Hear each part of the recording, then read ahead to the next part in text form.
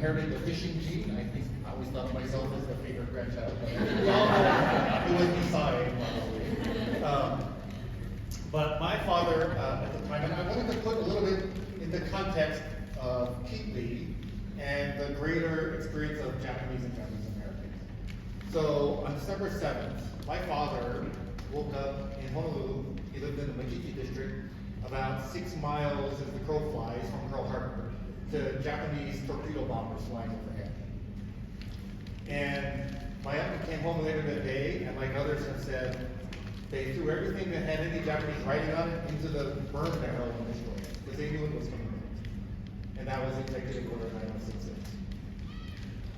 And as Brent mentioned, 38 days. The Keetley evacuees had 38 days from the time the evacuation order came out to when they had to report, and they were no longer allowed to evacuate.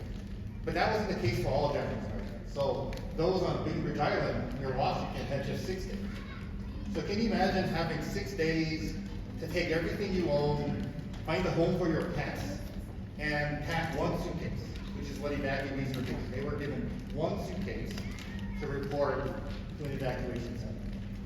And so for 110,000 Japanese, this really wasn't an option. And for many who didn't know where to go, who didn't have those resources, they just weren't able to evacuate. And so it really makes the whole Keetley story even more remarkable. Only about 5,000 Japanese Americans are known to have been able to leave prior to the evacuation. So those remaining 110,000 were sent off to relocation centers, evacuation, internment, whatever you want to call them, across the western United States. My father, along with many other men, in 1942, the government decided that they were going to allow Japanese Americans, and he said, to register and sign up to fight the war. And so my father became one of those volunteers in Honolulu. About 2,700 men volunteered in Hawaii, and about 1,500 from the mainland. Now the experience for Hawaii Japanese is very different. They made up about 30% of the population at the time of the Hawaiian Islands. And so taking all those Japanese and interning them in Hawaii would have decimated the local economy, because they made up most of the labor force. And so they were not interned. And they had a very different experience there in Hawaii. A few thousand were rounded up and sent off, like others have mentioned, to camps and imprisoned. But the majority of the population was left in place. So when the soldiers got to to training, the first thing that happened was the Hawaii boys and those from the mainland didn't get along. Fights broke out. The Hawaiians were very brash and loud, and the mainland Japanese were very reserved. But their Hakujin officers had a plan, and they sent many of the Hawaiians off to see the internment camps. And overnight, everything changed. One soldier recanted, geez, these guys are better than us, right? How can they volunteer to fight for America when their families are in prison? So that became one cohesive unit, and they went off to the shores of Italy and France to fight. My dad recounted the first encounter with the Germans when the machine gun fire started coming at them, and they all hit the ground, and he said, I was too afraid to raise my head. And members of the 100th Battalion, who had been in service for a couple of months before them in North Africa, came right through and routed the Germans out. He said, my dad says, by the time he raised his head, he couldn't even see them. And then that afternoon, they got chewed out by the rest of the soldiers of chickens. You gotta get in the fight. And so from that point on, they went on to become one of the most, well, they became the most highly decorated unit of its size in U.S. military history. And throughout the war, one of the most famous battles where they were sent out to rescue the 36th Battalion, where several hundred men caught off behind enemy lines. And my father's unit went into battle with 186 riflemen. And for 5 days, they fought to reach and rescue this battalion that had been cut off. And at the end of that battle, the K Company that he was part of, only 17 were able to walk out. So they suffered enormous casualties. And they earned 7 Presidential Unit citations. That's the same award given to the Navy SEAL Team 6 that went and captured and killed Osama bin Laden. So So you can see the scope of what they achieved. And though it took decades, 21 members of the 442nd were awarded the Congressional Medal of Honor.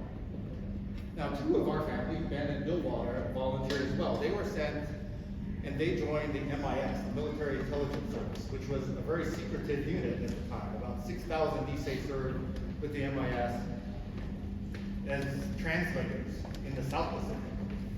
And one general recanted that the MIS, the Nisei, probably reduced the length of the war by about 2 years and saved 1 million American lives. And certainly more than that in Japanese lives by ending the war earlier.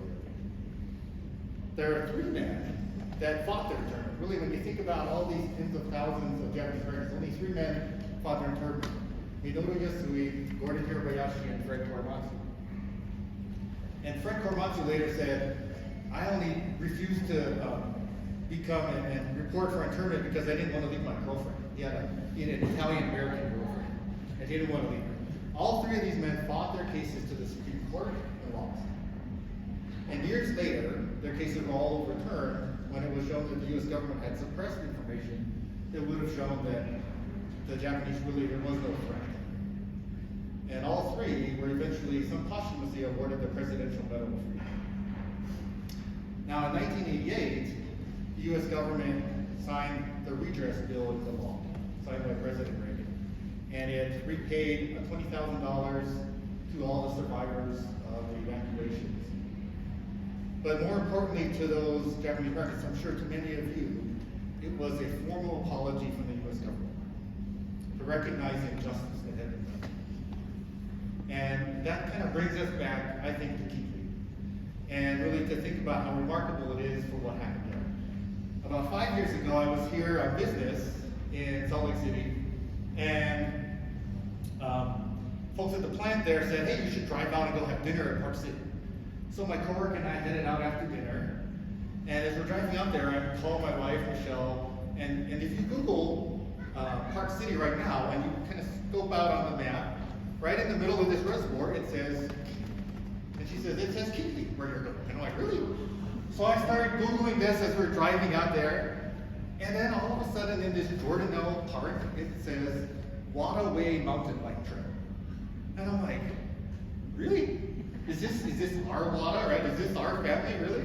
So we made our way here to this building, to this little information center on the other side of this building, and the ranger said, yeah, that's probably, there's a historian there, a local historian, and he had done a lot of research in this area and suggested the name of the trail. And she handed me a little pamphlet about some of the history of this area. And so we drove out, you can go up, and it's kind of right across from here, the Wada Way Trail, really on the other side of the lake. If you haven't been over there yet, there's some great new signs that have been put up about the Keetley evacuation. And we walked down the trail, and it was dark and cold. It was just about dusk, and I took a few pictures, and I started looking around.